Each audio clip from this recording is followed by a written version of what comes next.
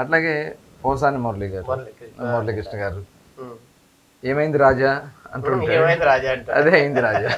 ఎందుకంటే ఏముంది, ఇవాళ ఆయన ఇన్ని మాటలు మాట్లాడాడండి, ఇన్ని బూతులు మాట్లాడాడండి.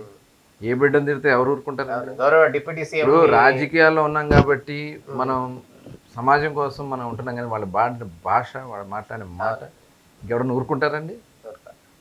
నిజంగా మాకైతే చాలా చాలా బాధ అనిపించింది అవి విన్నప్పుడు, ఆ వీడియోస్ చూస్తున్నప్పుడు. ఎంత దుర్మార్గంగా వాళ్ళు మాట్లాడినటువంటి మాటలు.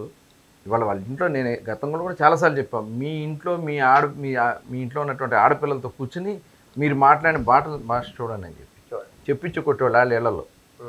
ఇంకా అంత దుర్మార్గం చేస్తే వాళ్ళని అరెస్ట్ చేయక ముద్దులు పెట్టుకుంటారా?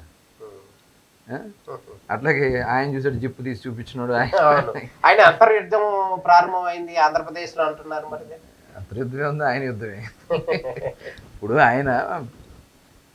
కేసు ఉంటుంది, అక్కడ ఒక ఆడబిడ్డ మీద అగాయిత్యం జరిగింది, అది సీక్రెసీ ఉంచాలి. అంత బహిర్గతంగా మాట్లాడండి ఏం చేయాలి? మరి అట్లాంటి ముద్దు పెట్టుకోవాలి.